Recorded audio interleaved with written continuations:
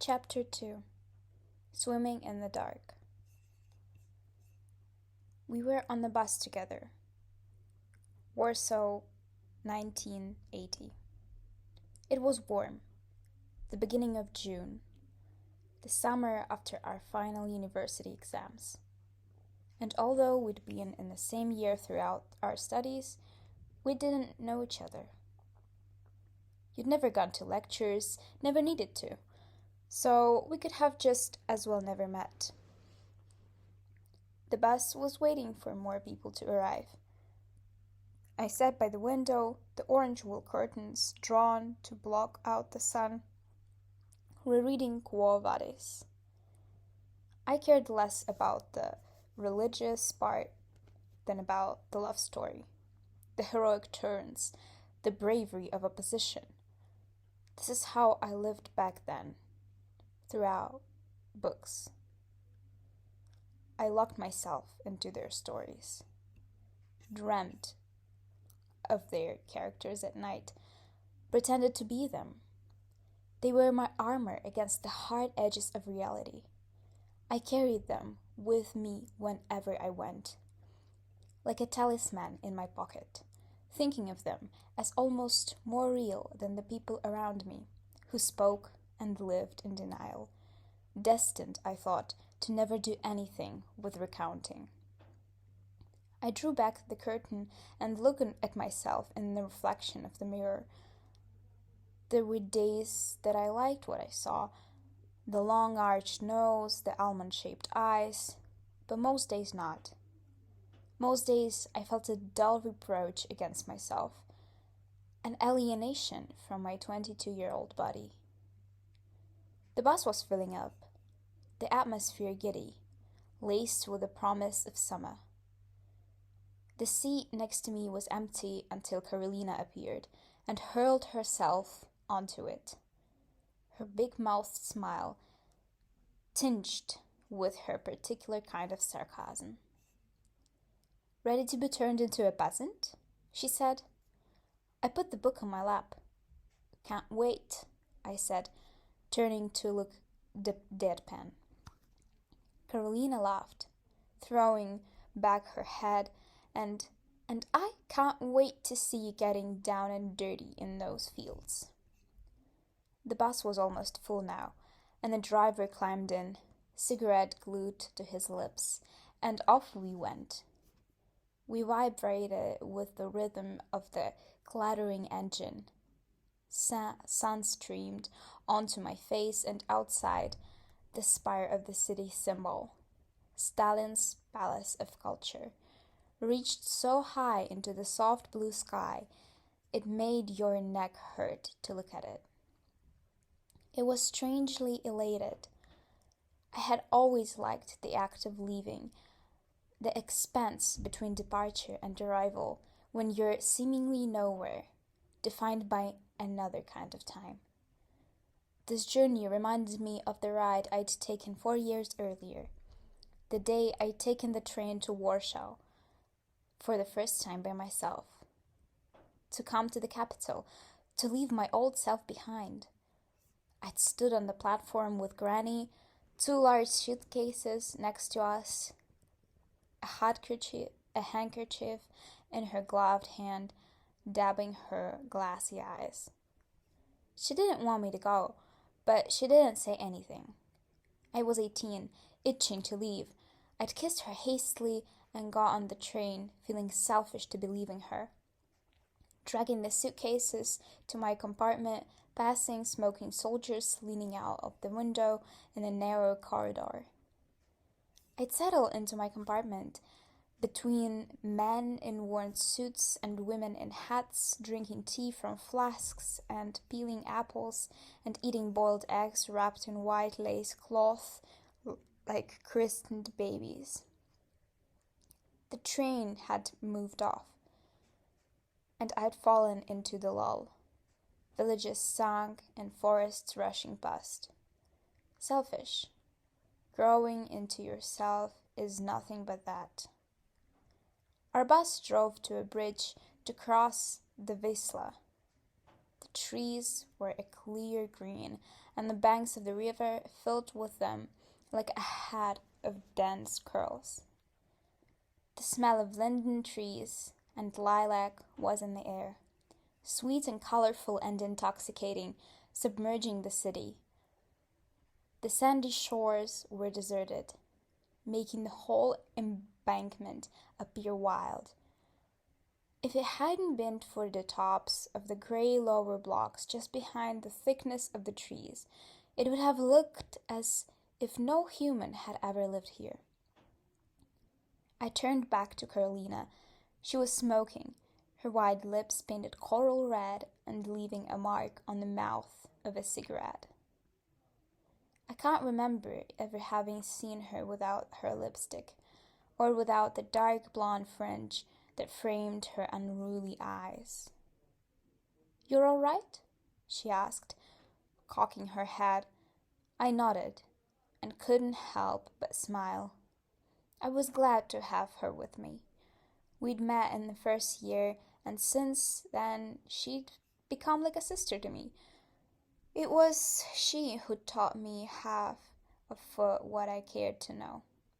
She had a stack of under-the-counter books, which we read and discussed together. She'd introduced me to Simone de Beauvoir and Maurice, to the poems of Szymborska and the travel accounts of Kapuscinski. Sometimes she'd compare our country with Haile Selassie's Ethiopia and declare we needed a similar revolution.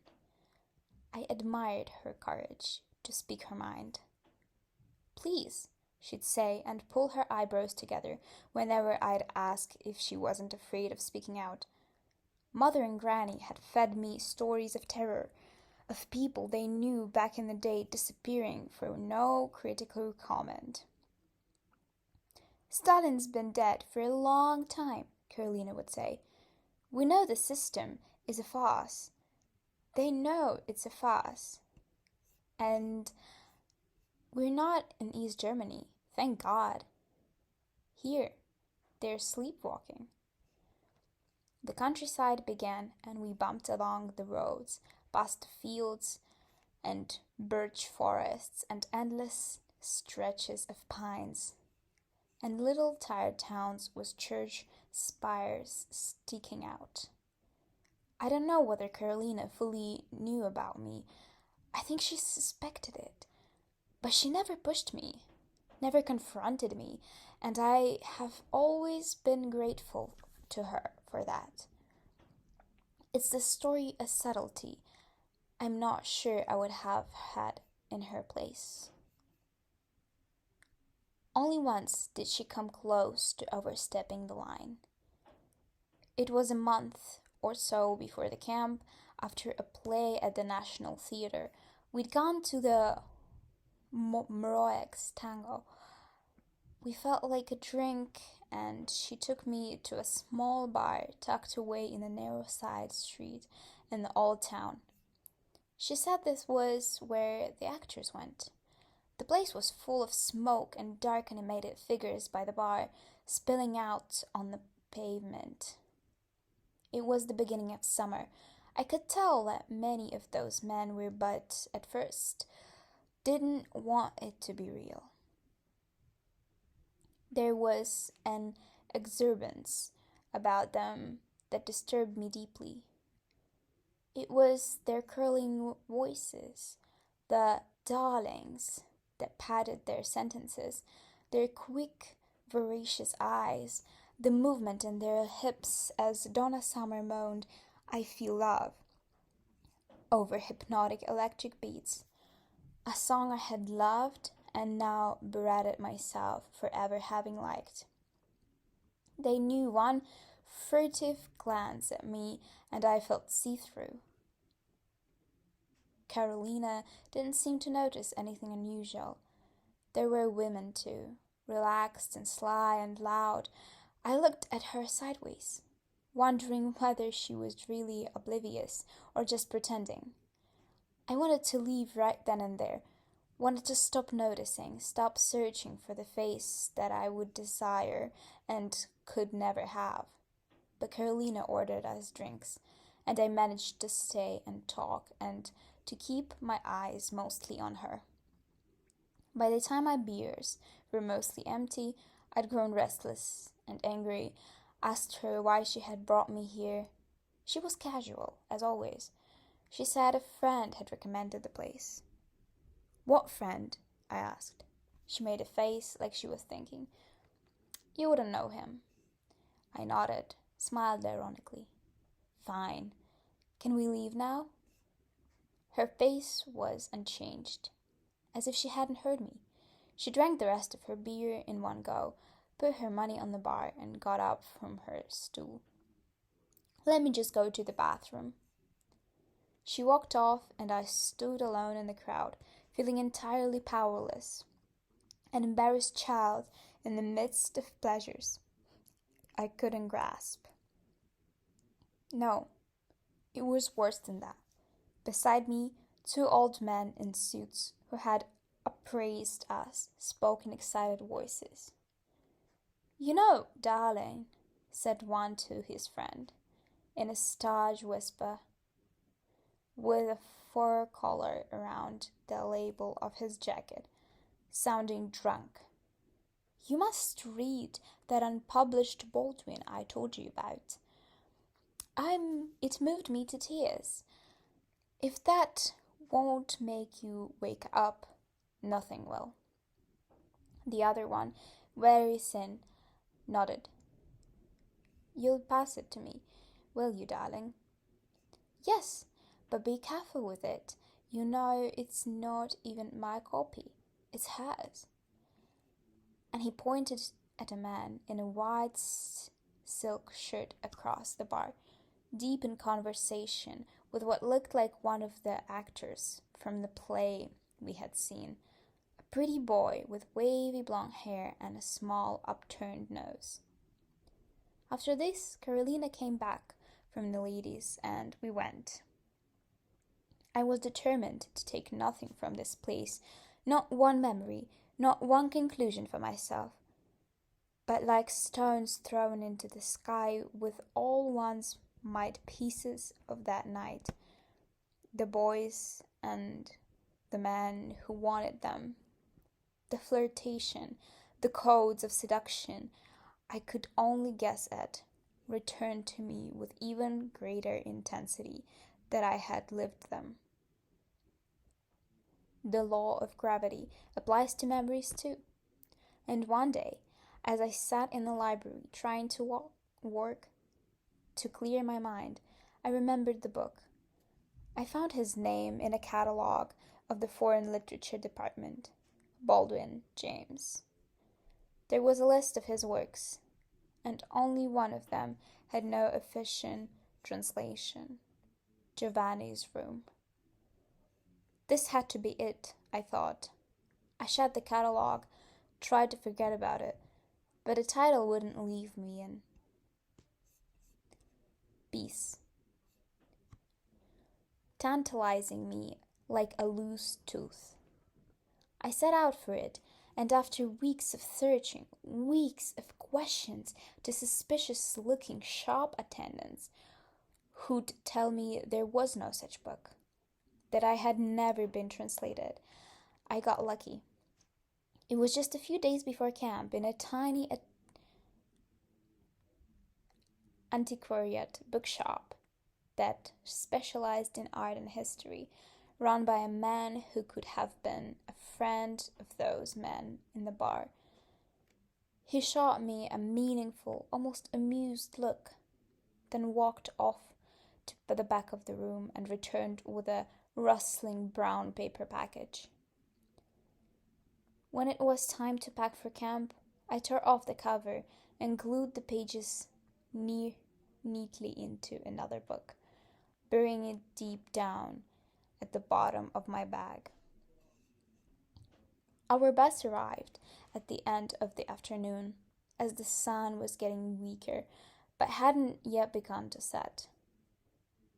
The camp lay just outside a village, surrounded by low wooden fences, and lined by little river on the side.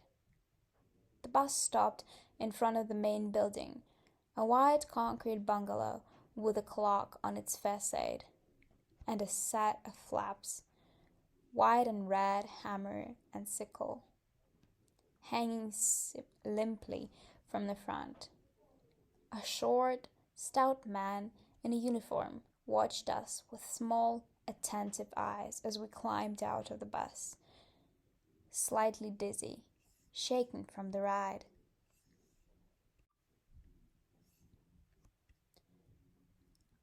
"I'm Comrade Leader Belka," he boomed, commanding us to the line in front of him. There was something imperious in his voice and something both wary and angry about his manner. It was the same anger and weariness I'd observed in my school teachers, those who struggled to believe in the system yet punished others for doing the same. "Welcome to the work education camp," Belka called out, walking up and down the line we'd formed.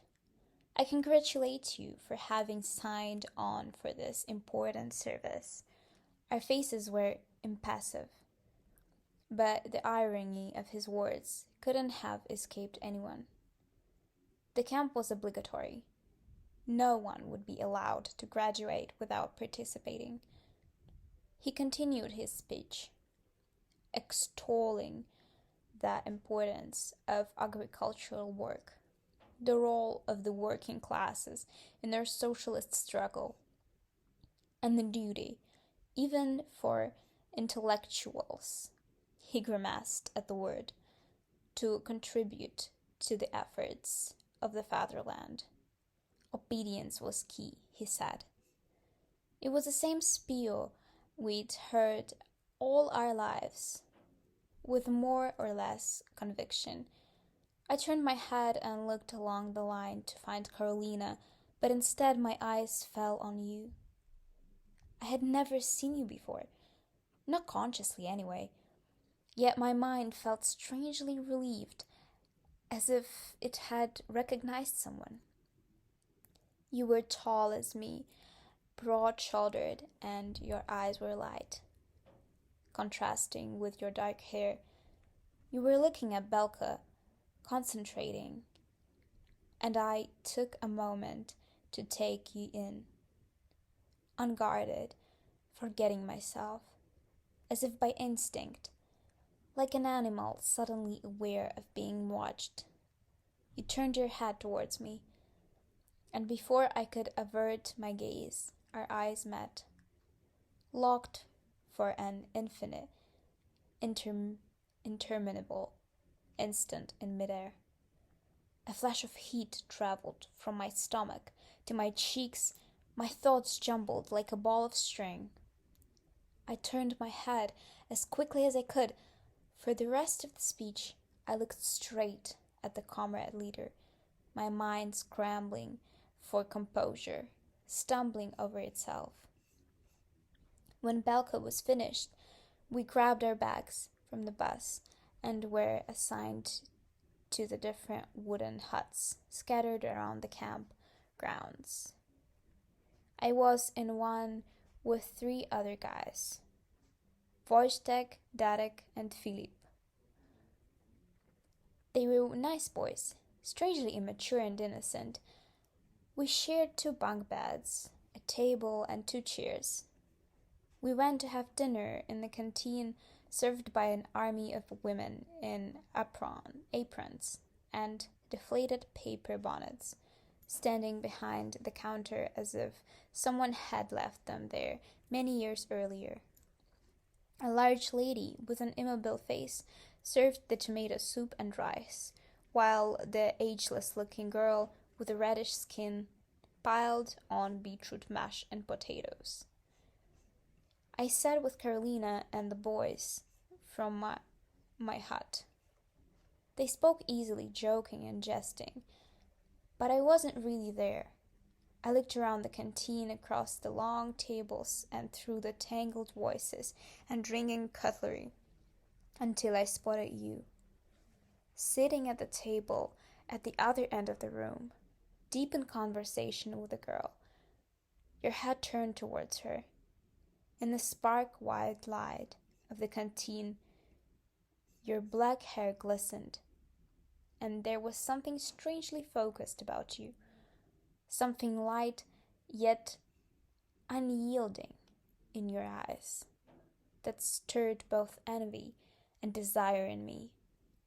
It was as if your presence already overpowered me, like a prophecy I was unable to read. That night I lay awake in bed, the other guys fast asleep around me, the moon pouring in through the half-open curtain. Sharp memories knocked on the door of my consciousness, and what came to me was an odd nightmare, one I had often dreamt as a child, one that had descended upon me with cruel frequency before and after Beniek's departure. In it I stood in an endless overgrown field. Everything was still, as if petrified, and an overbearing silence reigned. There was no one, not just near me or within earshot, but anywhere, with an inexplicable logic of dreams. I was certain that I was alone in his world, the last member of a forsaken race. I looked around and started to see rectangular stones reaching out of the grass. They were blank and smooth, and I knew they were tombstones. They were watching me. Their stillness made my heart race in panic. Standing there was like an infinite fall. It all seemed so undeniably real, not like a dream, but a premonition. I'd feel violated upon walking. Outside in the darkness of the night, the branch of the chestnut tree would sway in the wind and scratch against my window like a monster demanding admission. And without thinking, I get out of bed and tiptoe across the cool wooden floor to my mother's room. We would sleep together, her enveloping me from behind with her arms around my tummy, her stale warm breath above my head, us breathing in unison, small and large, breathing in and out until the morning, when the darkness would be gone, and Granny would come to stir us, scolding us as we rubbed clusters of sleep from the corners of our eyes. "It isn't right, you two so close," she once said, waking us. "What's to become of a man if he sleeps in the same bed as his lonely mother?" Her voice took a raspy tone that came directly from her speaky throat. "Mama, he had a bad dream. And he's not a man. He's still only a child," said my mother, hoisting herself up, taking her hands off me. My grandmother's face remained bitter.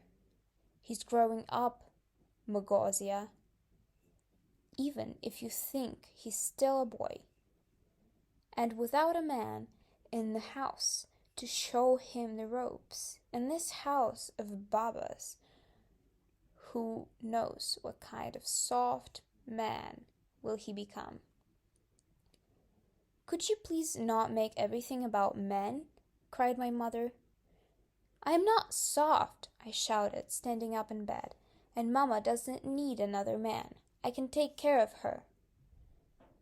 "And when you go away and marry someone else?" Granny asked, her voice becoming shrill and mean, as if imitating my own. "What will Mummy do then, huh? Will she be alone?"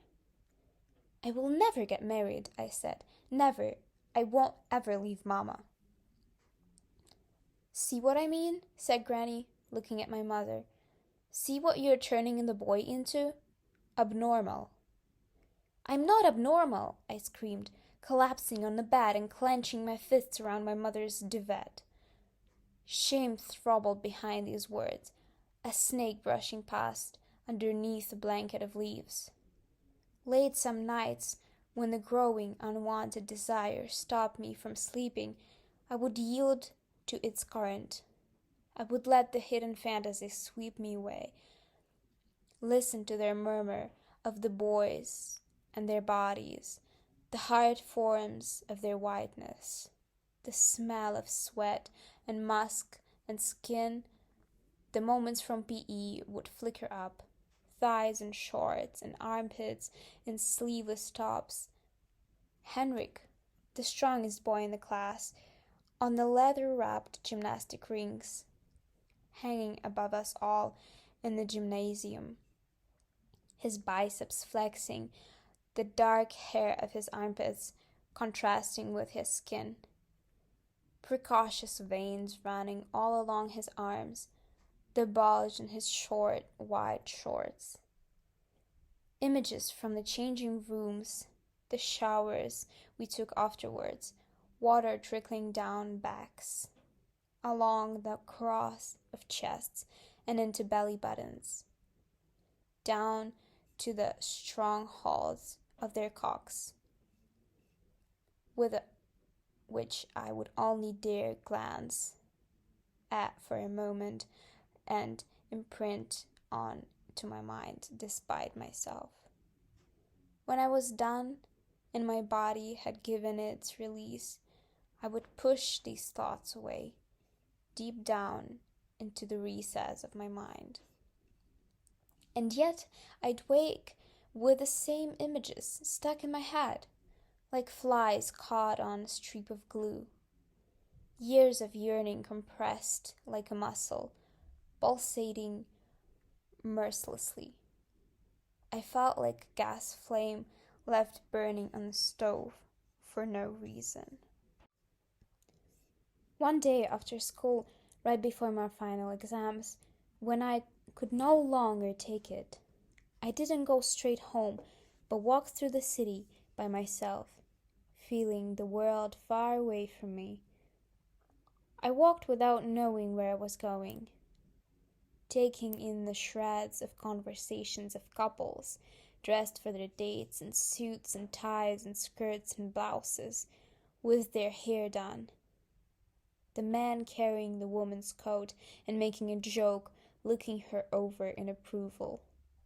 Past groups of girls coming out of school in their uniforms, long blue skirts and white socks drawn to their knees, walking in pairs with their plaited hair dangling behind them like tails. Past groups of silent smoking men with red-blue faces sitting on benches drinking from unlabeled bottles.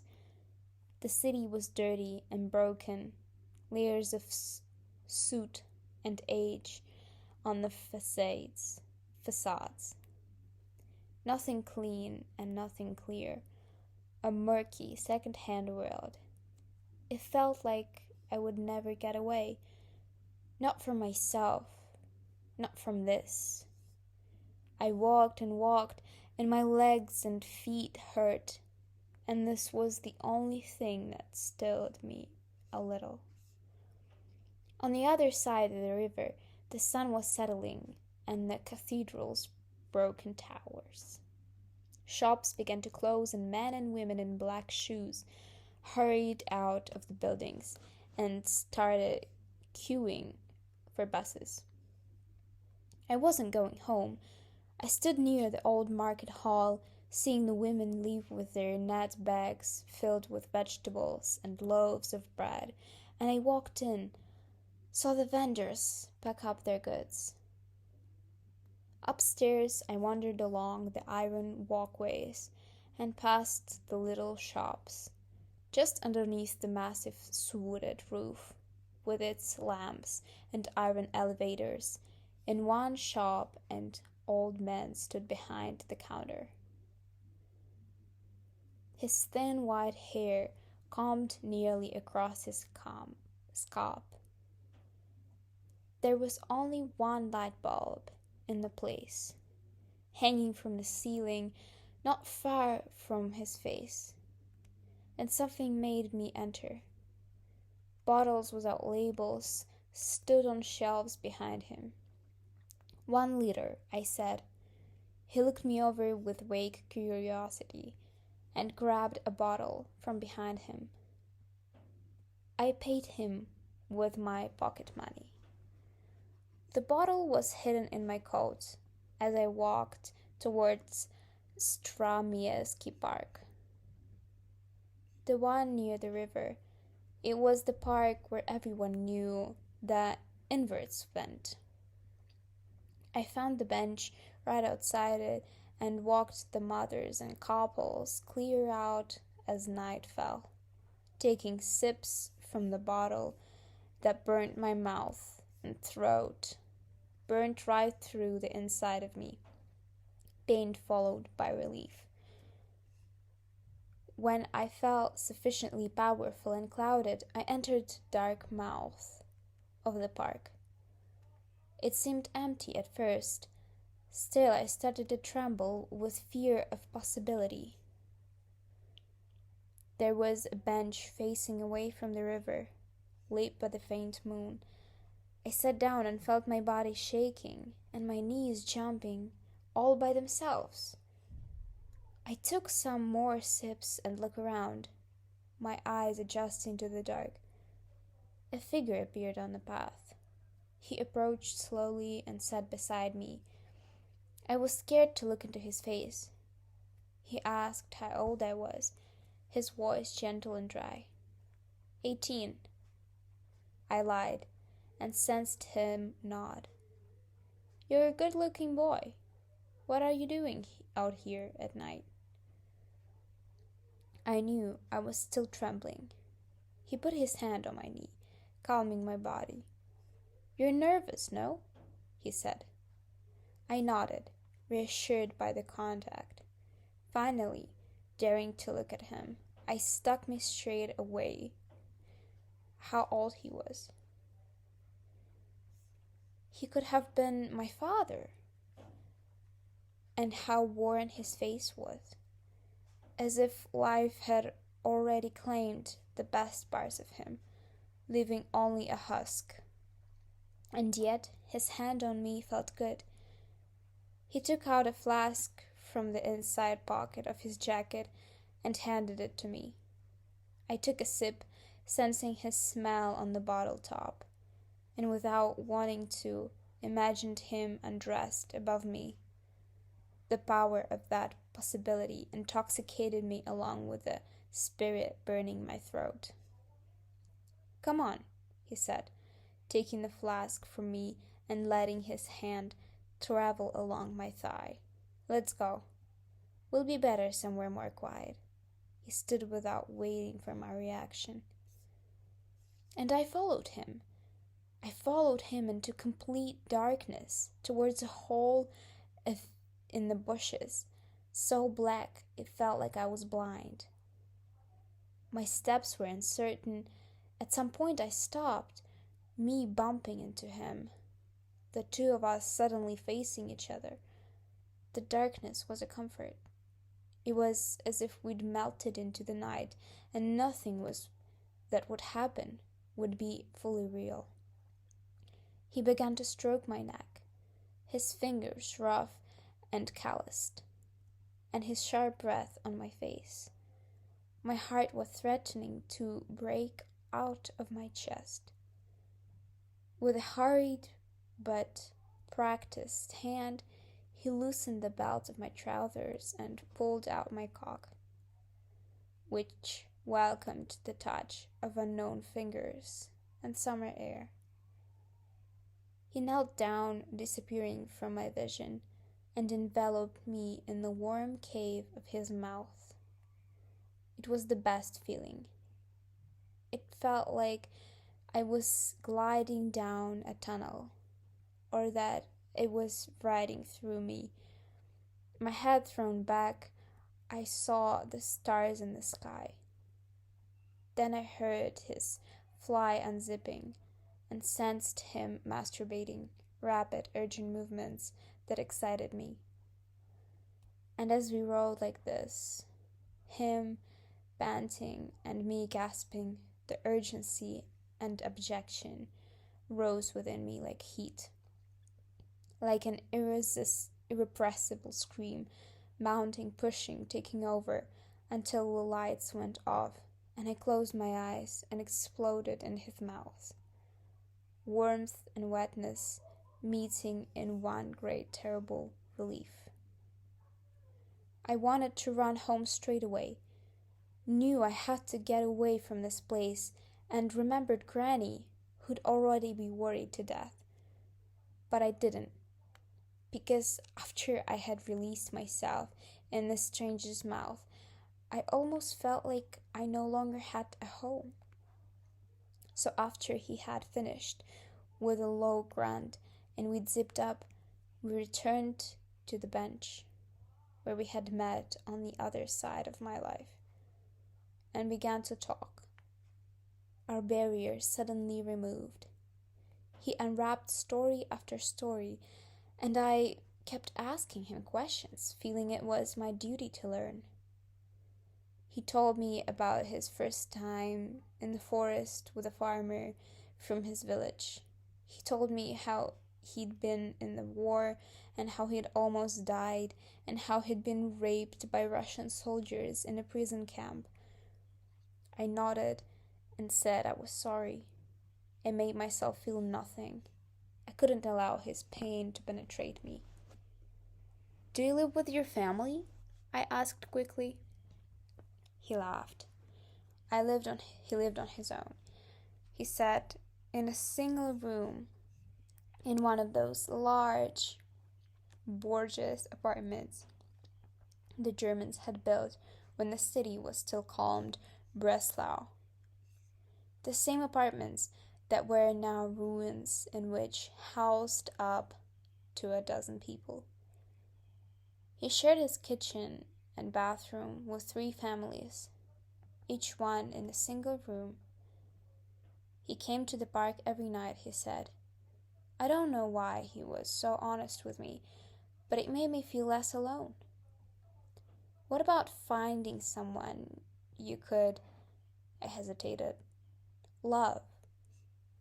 He huffed and smiled for the first time, revealing a set of grey teeth. As a shiota, a fag, he finally said. You will always be lonely, and you will learn to bear it. Some have a wife and children, he nodded his head, like that you saw walking past earlier. But they are the worst. They can stand themselves even less. At least I'm free. He looked across the dark park, lit a cigarette, and exhaled the smoke into the night. We give and take love for one night, maybe a couple of weeks, but not longer than that. There is too much resentment, too much hatred. You live for pleasure if you're like this, and hope the police won't stop you. Mind you, they've stopped me a couple of times, but I've always managed to talk my way out. His wounds haunted me for a long time afterwards. I had told him my name. He had told me his, and I felt like I owed it to him. But I never wanted to relapse, to come near the sordid temptation again. I never wanted to be like him. My greatest terror was ending up alone, yet part of me was sure that's how I would end up, and that it was the worst thing that could happen to someone. I knew I would not be able to bear it. I decided to never go back to the park, never to look at the boys in the class the same way again, to reform myself. After that night, when I came home and Granny ran towards me and asked me where I had been and cried and smelled alcohol on my breath and slapped me and hugged me, I decided I would not let the bad in me take over. It was around that time, or shortly after, I met Yolka. She was a friend of a friend from school, and I knew she liked me. I'd watched her compete in the school gymnastic championships, and her body, firm and tall and slim, was unlike those of the other girls, whose softness and roundness scared me. One night at school dance in the gymnasium, I kissed her little mouth to the sound of Marila Rodovi's. The song's melancholy filling the room as I tried to get lost in something I knew would never cover me entirely. Just above our heads hung the gymnastics rings, giving off their scent of leather and sweat. That week I took Yolka to the hand and walked her up and down the street. Granny and Mother watched us from the kitchen window. They were beaming with pride. On the first morning of camp, they woke us early, storming into the hut and blowing a whistle, leaving us just enough time to brush our teeth in the washrooms and have some milk, soup, and tea in the canteen. In the coming weeks, I realized the canteen always smelled of cabbage and grease, no matter what we were having, as if the entire building had been soaked in a concoction of two shortly before our arrival. Every day we'd queue for something we didn't really want, which gradually became the only thing we knew. After breakfast, we were given our uniforms, a pair of green shorts and a green shirt, the same for boys and girls. They were made of stiff, rough cotton and felt like canvas on my skin. The morning sun was cool on our thighs and arms as we left the hut to assemble once again in front of the main building. The comrade leader's eyes hovered over us, petty satisfaction. For the coming weeks, you'll be picking beetroots from the fields over there, he barked, pointing beyond the camp's fence. He called out names from the list and divided us into teams. When my name was called, I joined groups standing to one side. I didn't recognize anyone except for you. My stomach made an involuntary jump. We went around introducing ourselves, and when it came to you, you shook my hand. Yours padded and large and warm, and said your name in that low, clear voice that spoke of natural confidence. I could hardly respond. Your face was broad and solid, well constructed, with high cheekbones, like outposts guarding your eyes, narrow and intensely gray-blue. Pleased to meet you, you said. I'm Janusz. Janusz. 2 syllables that rise and fall and follow each other logically, almost inevitably, and whose sound together is so familiar, so natural, and the meaning of its parts remained hidden to me until years later. Ja meaning I in our language, and nóż sounding just like our word for knife. The comrade leader's whistle screeched in the air, and as he gestured us across the camp, I let myself fall behind the groups, started to move, pained and relieved to see you walking ahead. We reassembled on our huge field and seemed to have no end, and watched as the comrade leader and a farmer from the village, a man with a red face, wearing woolen trousers and an old shirt, rolled up at the sleeves, showed us how to pick the beets, raking up the earth around them with our hands, grabbing the point where the leaves met the bulb, pulling hard to tear the plant out with its roots. Each group was given a portion of the field to work, along with baskets and gloves. We had from 9 until 5 each evening to reach our quotas. "And don't procrastinate, comrades," Belka cried, trying to look at all of us at once. "I will be patrolling the fields." The whole operation seemed foreign to me, and as we started working, my body felt like a metal construction, heavy and unyielding. I had to kneel in the brown earth to get a grip of the beets, and my mind was agitated. You were in the first row, as if leading us, moving nimbly with your legs bent and your back straight.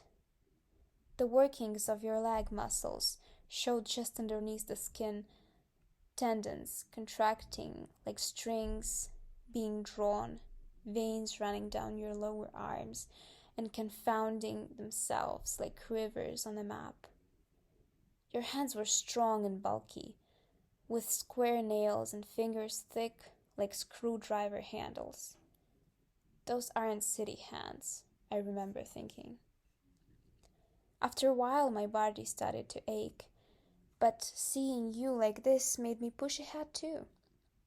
The sun grew stronger, throwing its warmth onto the arms and legs and the backs of our heads.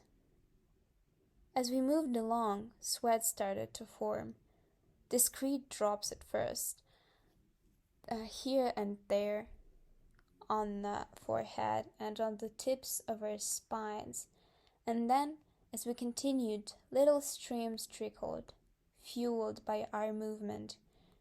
I pushed on, feeling the pain in my body, but beyond that, sensing that it had started to give way. I was surprised by the energy that lay beyond the discomfort. The rhythm made me move on, the touch of the earth and the feel of the plants becoming hypnotic. The smell was humid and pungent and fresh. It made me think of Aunt Marissa's garden outside Warsaw, with its berry bushes and fruit trees and places where one could hide. And beyond its fence, nothing but fields. I hadn't thought of that in ages. As a child, Mother would take me there, and I would play for hours by myself, dig and find worms and beetles and haul the soil, have it crumble in between my fingers, try to eat it. I worked with the earth, forgot myself in it. Further out, there were other groups, all bent over the beets, breathing with effort, the sky open and wide. We broke for lunch, and afterwards we napped in our huts for an hour and went back to work. The sun milder now, our bodies cooler. When we had worked for longer than enough, the comrade leader's whistle sounded across the field to mark the end of the day. I heard in places I had never been aware of before, and went to be exhausted, sleeping more deeply than I had since childhood. I got used to the sight of you, but we never spoke. In the breaks, the group would rest in the shade of a hut by the edge of a field, and you and some other boys smoked. And I chatted to the girls. But not to you. I avoided you, so you couldn't avoid me. I didn't want to be in the field of your power. I envied your lightness and the beauty you carried with such ease. At mealtimes, I sat with Carolina and Beata, a friend from lectures. She was short and round-faced and busty, quick to laugh and quick to be frightened, She told us she was getting married right after camp was over, to a guy from the year below. "You're not pregnant, are you?" asked Carolina, looking concerned. "God, no!" cried Beta, blushing a little. "Because, you cannot trust condoms," Carolina said, pretending not to notice Beta's deepening color. "Some of those old hags in the shops pierce them with the teeniest of needles and sell them on like that. They can't bear to see us having fun. So really, you need the pill. If you want to, I'll take you to my doctor. She's a woman and she won't ask if you're married."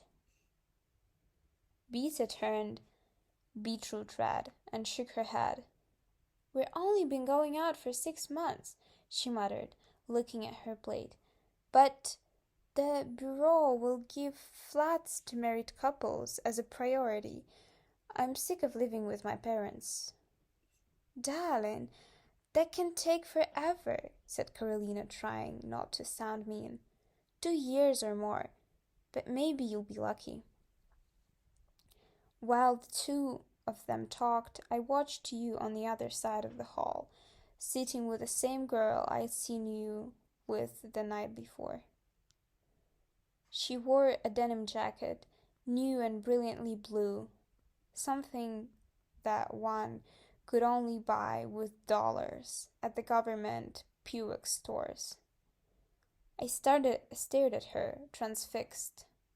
She wasn't exactly pretty, not at first sight, with her straight dark hair parted so plainly in the middle. But there was something very cool and self-assured about her, in the way she held her body and smiled at you while you spoke. Next to her sat Maxio Karowski, a bulky guy who was notorious for being a son of a high party official and for trying to seduce almost every girl, and mostly succeeding.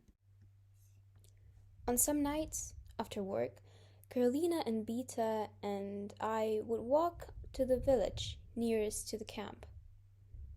We'd sit on the bench in the square underneath some fruit trees facing a wooden church, and we'd watch old couples stroll past.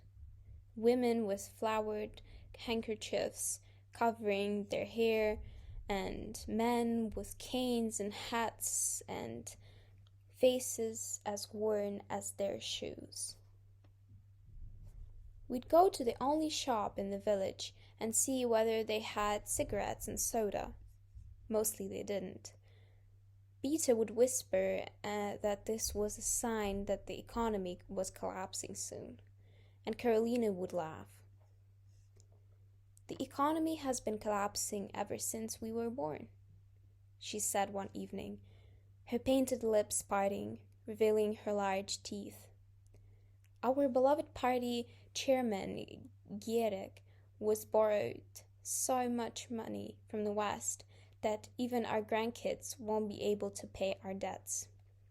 But before anything actually happens, I'm the one who's going to collapse." From countryside-induced boredom, she lit a city cigarette, took a deep toke, and let the smoke escape through her nostrils. The church bell started to ring, and the flock of swallows chased invisible insects in the fading light. I began to think of what would I do with myself after the summer. Years earlier, the children I'd played with outside our flat had gone to work in factories and shops, on buses, or in the mines, while I'd gone to the capital to study. Work had seemed like the beginning of the end. University, a prolonging of youth. I'd enjoyed it, despite its limitations. We couldn't read what we wanted, and we were meant to see the decadence of capitalism in all Western texts, even if most professors barely pretended to care about the party. But now that my studies were over, I had no idea what would come next. One of my literature professors had taken a liking to me and mentioned something about possible doctorate, but I suspected he tried to make me study something foolish, something politically useful, a topic I'd be stuck with for years. And I knew I wouldn't be able to stand teaching. Not with a lifetime of lousy pay, not with the simple truth everyone knew, our longing for Western comforts, our hatred for the Soviets, unmentionable or punished with dismissal. In those days, I had no idea where I was going, and the work at the camp seemed to offer little release. The sun was merciless, and my body revolved against the effort, refusing to sweat. As I broke up the earth and pulled on the beats, my thoughts would snap back to you, to the bar where Carolina had taken me, to the void stretching out before me. I fought against them, the thoughts and the beats, fought their stubbornness, their toughness. I fought them, and they fought me, until I tore them out, and the next one came. By now I was faster, stronger. I no longer had to kneel in the earth. I stood up like you, bent in the knees and back straight. But it was still a struggle. The real fight was not with the earth or the plants. Slowly, slowly, I found the rhythm. I stopped fighting. I stopped thinking. One day, as I worked away like this, sweat began to release itself. I allowed the union between the earth and my body. I let go, and for the first time in my life, I appreciated everything for what it was. Observed the miracle of it. The earth for being the earth, my hands for being my hands, the plants for growing out of the seeds, and the others around me, everyone with their own rights and dreams and interior words. Sweat poured over me more than ever, drenched my face, swept across the thick of my eyebrows, into my eyes, flooded down my neck and down my back like a deluge, and I accepted its gift. It was as if the sweat had washed away the past and all the thoughts and fears and the future, and all that remained was now, clean and light and ever dancing. That evening I left the others behind and went for a walk. The evening was mild. I crossed the fence, went past the beetroot fields, until I reached a small river. Red and yellow poppies grew by its bank, and tall grasses moved in the breeze. The murmur of the water calmed me, waving itself into my subconsciousness. I kept walking. On the other bank, a hare ran across the field, stopping at the sight of me, ears propped up like furry ferns, tiny nose flickering up and down. There we stood, the two of us, motionless, taking each other in.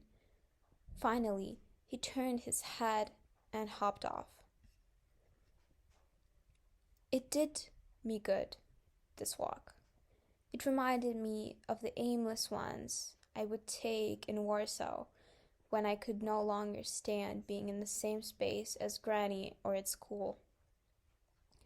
There was nowhere I could be without being with others, having to interact or to act. Even on my walks around the block, neighbors greeted and appraised. There were times when I'd get on a tram and ride across the city. I would get off at the last stop in a neighborhood where no one knew me.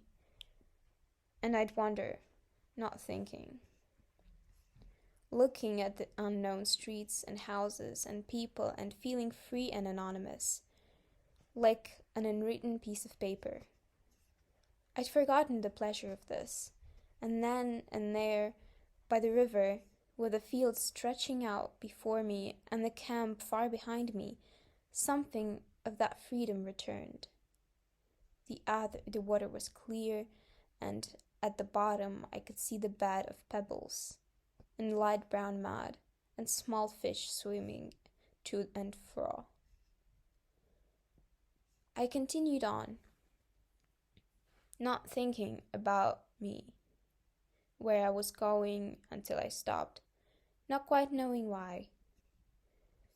There was something large moving in the water. Someone was swimming. The back of a hat, black wet hair glued to it, moved away from me, and I stood and watched, seeing without being seen. Broad shoulders and fine back muscles moved in a quick, confident crawl, head under water, coming up for air every couple strokes. Before I knew it, the figure had turned around and started to swim in my direction. It got closer and closer with each move. The sun was behind me, and I threw a long shadow onto the water.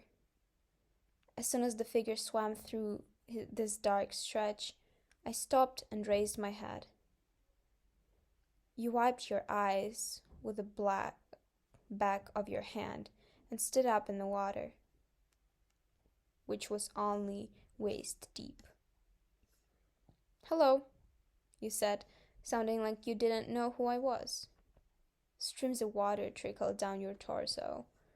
Your body was slim and strong, your chest and stomach drawn with lines and divisions, their own rules of gravity. "Hello," I said, torn between wanting to run and watching you. You sprinted and held your palm flat over your brow against the sand behind me. "You're from our group, no?" I nodded. "I'm Janusz," you said with an easy smile. You seemed almost offensively comfortable standing there. I was the only one feeling naked. "I'll let you get on. Didn't mean to disturb." I turned to leave. "And you?" I turned back around. "Me what?" You laughed. It was a light and joyous sound, self-sufficient and contagious. "You have your head in the clouds, no? Your name?" I laughed too, feeling myself blush. "I'm Ludwig Gowalski." It struck me how little my name meant to me. How absurd it was in its attempt to contain me. You nodded. "Nice to meet you properly. Don't you want to try the water?" Your arms moved around in it. "It's perfect." "Thanks. I don't really swim." You looked at me funny. "You don't know how to swim?" I shook my head. "No, that's not it. I just don't like to do it." "Not even in this heat?" "Why not?" You laughed, incredulous, your smile mocking and charming. I shrugged and walked a couple steps backwards. "Maybe another day." "Okay," you said, nodding. "Another day. I'm here almost every evening." "See you then," I said, walking off. After a few steps, I turned around, despite myself. Your body was gliding through the water, leaving a trail of ripples on its surface. The next day, I saw you more clearly than I had before, as if you'd been drawn against the background of the others. I let myself look at you, watched you at work, and when you spoke to the people at your table, especially the black-haired girl in the Western clothes, There was an inherent elegance to your way of being, and ease with yourself and the world, as if no fear had ever penetrated your mind, as if the path you walked on was pliable and really to be molded to your feet. And yet, we didn't speak and didn't acknowledge each other, except for a small nod and a small knowing smile you gave me on the field. Other than that, our meeting had been off-site, off the record. One evening, I came out to the same spot by the river, but you weren't there. And so I lay in the grass and looked at the sky and listened to the water. I wondered whether you hadn't come to avoid me, or what else it could mean. Then I sensed movement, a presence nearby, and I got up. There, across the high grass, a body lay in the ground, almost hidden. I approached silently. You were lying, spread out on your back, one hand beneath your head, the other on your stomach, eyes closed. The hand on your stomach rose and fell in the slow and steady rhythm of your breath. T-shirt slightly lifted, revealing the tanned midriff and the path of hair leading down. I stood frozen for a moment, looking at you, afraid you'd wake up and see me like this. Your long eyelashes, the beautiful veins on your arms. All I wanted was to stand there and take you in. You opened your eyes, gray-blue and brilliant. You looked at me, and my heart skipped a beat. Hey, your voice sleepy. Hey, did I wake you? I took a few steps back, feeling out of place. You heaved yourself up on your elbows, closed your eyes with force, and opened them again. I think so. Which is a good thing. I'd have slept until tomorrow morning. You ran your hands over your face, yawning, and then turned to me as if registering me properly for the first time. So you came. You smiled. You came to learn how to swim after all. I told you, I know how to swim. You stood and stripped off your t-shirt, running past me and jumping into the water, in your trunks. Then prove it, you called, emerging from the water, your hair wet and dark. Nah, not that easy. Come on, let your feet then. You'll see how good it is. You waved me over. I came to the water's edge, where you were standing expectantly, and looked at the surface. It was see-through, with green, scintillating weeds swaying in the current like wheat in the wind. Your eyes said, "Come on." And I stepped in. Soft, smooth mud gave way to the soles of my feet. Coldness enveloped my ankles. See what you've been missing out on? You said, and looked at me with a smile. Late afternoon light danced on the water and reflected on your face like a careless... I couldn't say anything, only managed to nod. My belly was knotted and light. You wanted me to get in completely, but I said no. My refusal made you laugh, and me even more uncomfortable. But camp is over.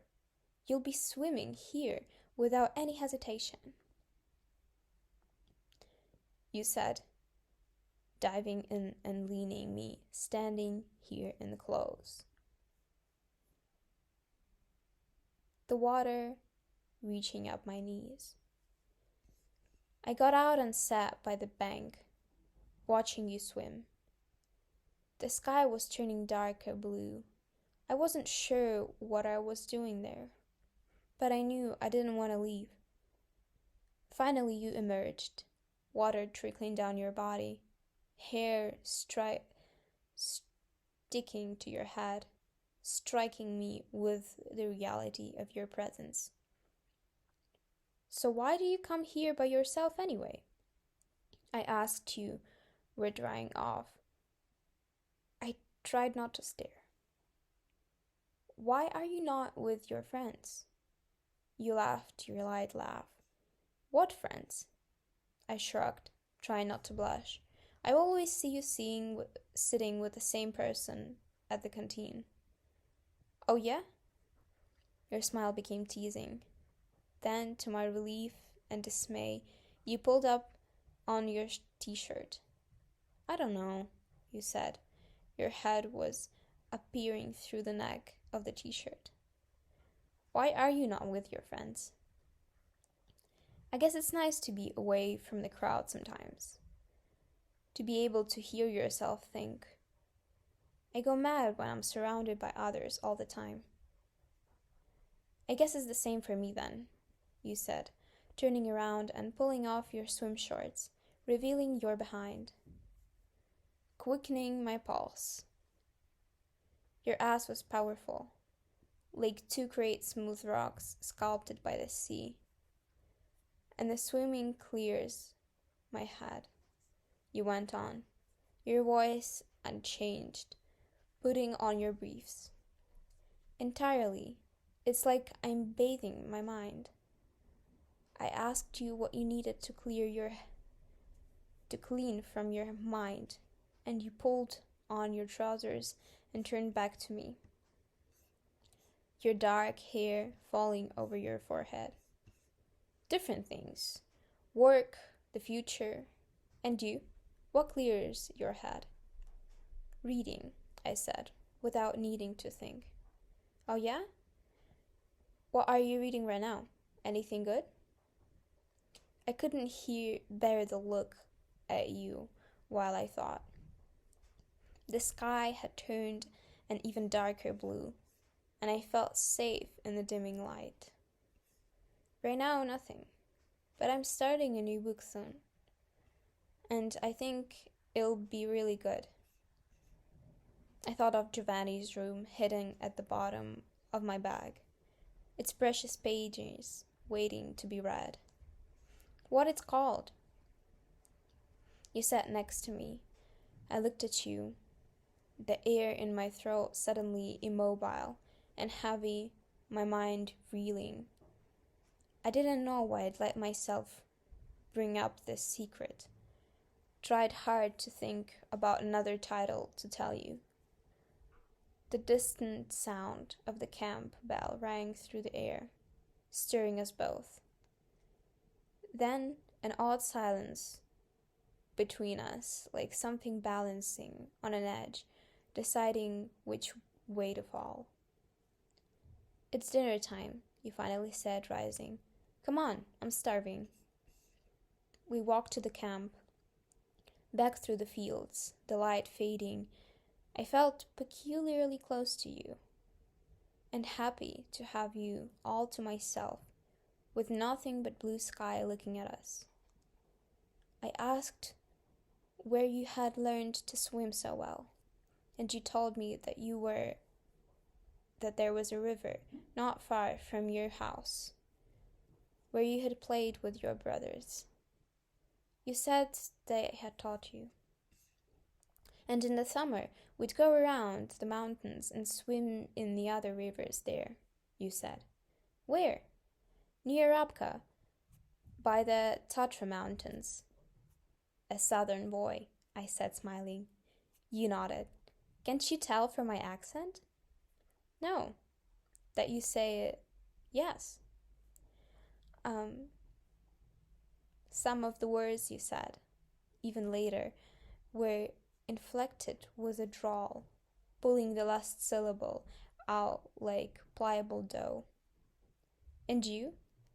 Warsaw. A city boy, huh? Your eyes flashed in the dark. By then, we had reached the camp. We stopped in front of the canteen as if we'd agreed on it before. See you tomorrow, you said, putting your hand on my shoulder for a moment, and then going in, leaving me standing outside. The night I took Giovanni's room out of the deepest recesses of my bag and started reading it by torchlight after the others had fallen asleep. It scared and comforted me, even just the few first pages. The narrator's guilt towards his fiancée, his desire for Giovanni, and the deep regret for whatever it is he did to him. There was something about the rhythm, the language, about the knowledge implied, and the sense of internal doom that spoke directly to me. This wasn't distraction of entitled entertainment. Here was a book that seemed to have been written for me, which lifted me up into its realm and united me with something that seemed to have been there all along, and that I seemed to be a part of. It felt as if the words and thoughts of the narrator, despite their agony, despite their pain, healed some of my agony and my pain simply by existing. I lived through the narrator for the next few days, thinking of his life during my work in the field, suddenly knowing that there was a place for me to go that was mine, which was completely my own. As soon as work was over, I changed into my clothes, grabbed the book, and walked through the gate. But not to the spot where I knew you'd be. I wanted to be by myself for a while. I found a place by a river in the other direction, shielded by thorny bushes, and there I'd lie on my back and sink into Baldwin's world. One day, when I'd only just settled down to read, a shadow passed over the page. I turned around and saw you standing behind me. "So this is where you've been hiding," you said, sitting down beside me. You looked at the book, which I'd quickly shut and set on the ground. "So it must be very good then." I couldn't say anything. I couldn't even nod. "What's it about?" My heart started beating fast. "It's about a boy," I said, trying to keep my voice steady. "An American who lives in Paris." You looked at me expectantly. "And? What's he doing in Paris?" He's trying to figure out what he wants and how to choose for himself." You looked at the cover. "Can I see?" I handed it to you, regretting it immediately, as if I'd handed you something heavy and dangerous. Why is it glued between other covers?" you asked. Eyebrows furrowed. I shrugged. "It's sort of unauthorized, I guess." To my surprise, I laughed. "I didn't suspect you of being such a rebel," you said, handing me back the book. "Can I read it when you're done?" My stomach dropped. "If you want to." "Yeah, I want to. I've never read an underground book." "Really?" I smiled, feeling pleasure and ounce of power. I would have suspected you of being more of a rebel. It surprises me that I shared the book's existence with you so early, but I felt a strange trust there by the riverbank. There was something about the way you looked at me that made me feel as if you didn't judge. There are only so many people we meet in life who give us this feeling. And yet, that night, as I lay in bed, reading after the others had gone to sleep, I was scared. Scared about the whole that I had made by trusting you, scared by the vulnerability it had created. And the more I read, the more scared I became. The intensity of the truth and the lies I had been telling myself all these years lay before me, mirrored in the narrator's life, as if someone were pointing a finger at me, black and white, my shame illuminated by a cold, clear light. In the brightness, I could examine it with most scientific clarity. And suddenly, the narrator's pain didn't soothe my pain anymore. His fear fed my fear. I was like him, David, neither here nor there, comfortable in no place, and with no way out. When I went to dinner one night, the book left hidden underneath my pillow. The duplicity of my life, both who I was inside and who I was to others, struck me as surreal.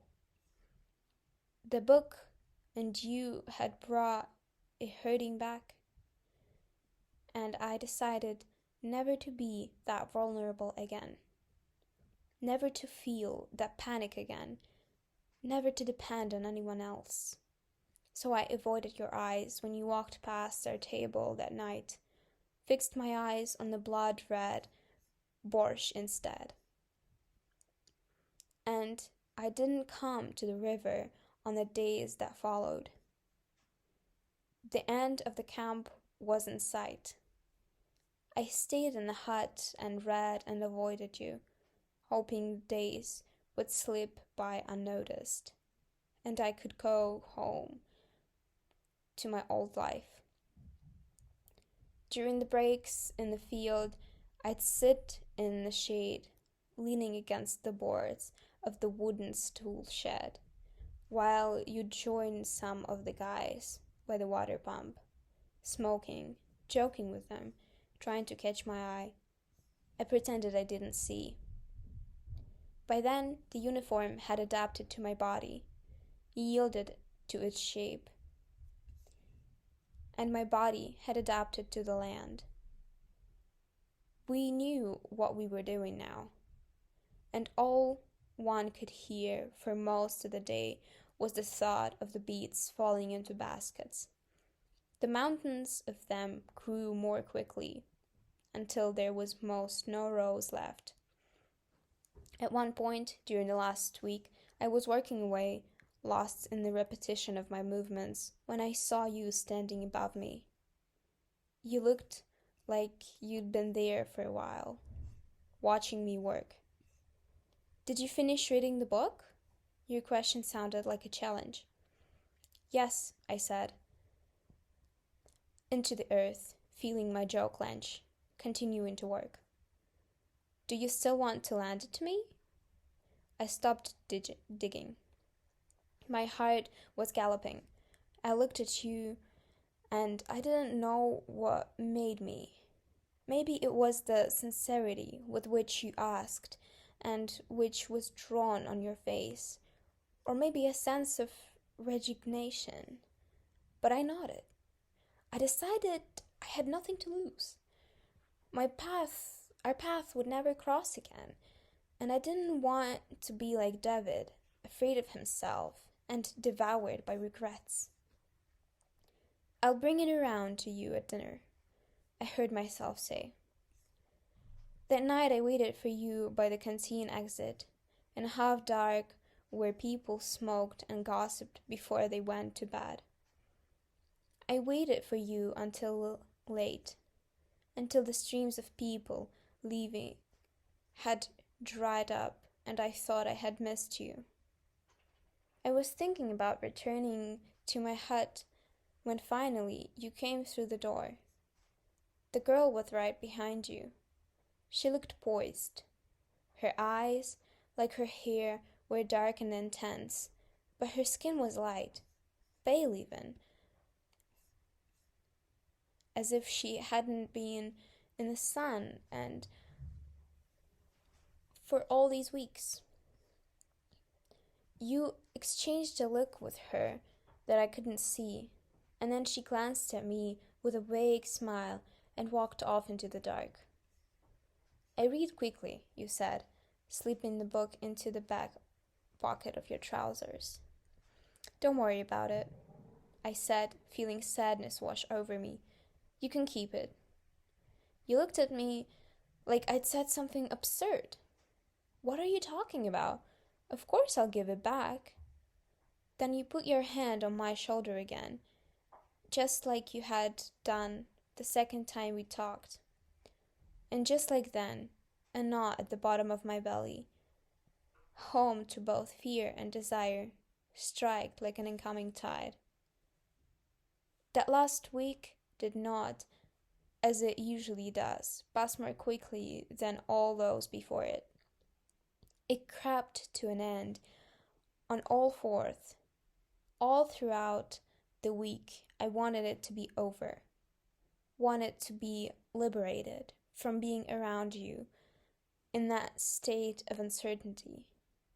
I still avoided you, still never came to the river, even though it was hot and I longed to dip my feet in the coolness of the water. And yet I kept looking at you when I was sure your eyes wouldn't meet, to see signs of any change in you, but you seemed the same. In the canteen you sat with the same group, and in the field you worked incessantly. On our last evening, the comrade leader made a speech, thanking us for our hard work. Then he ordered us down to the river. We walked in little groups, unsure what would happen, filled with excitement, tinged with dread. But what I came upon were dozens of little boats, flopping in the water.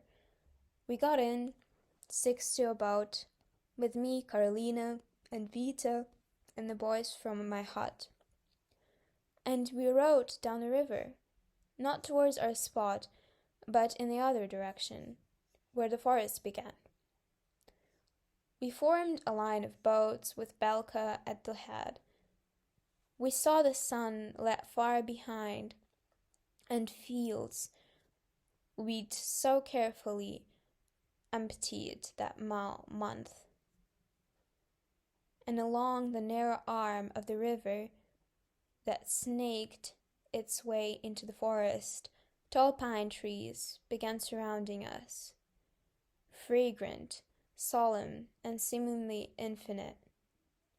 It was cooler there, and utterly dark, and soon the only light came from the faint moon above us, barely visible in between the canyon and the treetops, and the distant light of Belka's torch in front. We heard the sound of light paws on the forest floor, and the cracking of branches. An owl hooted. Then our convoy stopped, and we all got out. There was a clearing in the forest. A fire was made that threw light on the ground and warmed us in the cool of the light. Sausages were pierced on twigs. Someone took out a guitar and began to sing, and bit by bit this wild dark place turned intimate. The night was full of noise and crackling and talk. We stood by the fire and drank beer, and the boys talked about their trip to Romania. Further off, in between the trees, I saw you standing with your group. The girl with the dark hair and Maxio Karowski. I observed you for a moment. Your profile in the dark was the way you smoked your cigarette, holding it between thumb and index. Then I forced myself to look away. Towards the end of the night, I was sitting by the fire by myself, sipping the beer and staring into the flames. I was thinking about the rest of the summer, the rest of my life and struggling to see anything. It seemed like the only thing that was certain was change itself, unstoppable and careless, like fire eating wood. Then a shadow moved, and you sat down on the log beside me. We didn't say anything for a while. I felt weak. You looked exposed in the light of the flames, and even more handsome. With your red and black checkered shirt, your eyes reflecting the fire, you looked around as if to see whether anyone was listening. There were many conversations around us, couples dancing, others sitting on logs, singing along the guitar. "I've almost finished the book," you finally said. "And?" I tried to sound detached as my pulse began to quicken. You looked into the fire. "I liked it. I can see why it's not officially published." Our eyes met for a moment, and you smiled. "Why did you stop coming to the river?" I turned my head away. No words came to me. Finally, I looked up and saw you looking at me with tenderness. "Don't be scared." The way you said this, softly, perfectly calm, pierced right through me. The flames crackled. I nodded. That's all I could do. You smiled, dissolving the tension, your teeth flashing in the light of the fire. We sat there for a while, in our private silence, worlds shifting in me. "I'm going to Lake District now," you said. "I've never been, and I always wanted to go. And I thought this was the moment before returning to the city, before real work begins. There are some real great places out there. Lakes, rivers. I have a tent and all." You paused, and our eyes met again for a moment. "I've been meaning to ask you, do you want to come with me?" Thanks for listening, guys. It's the end of the chapter 2. See you in chapter 3.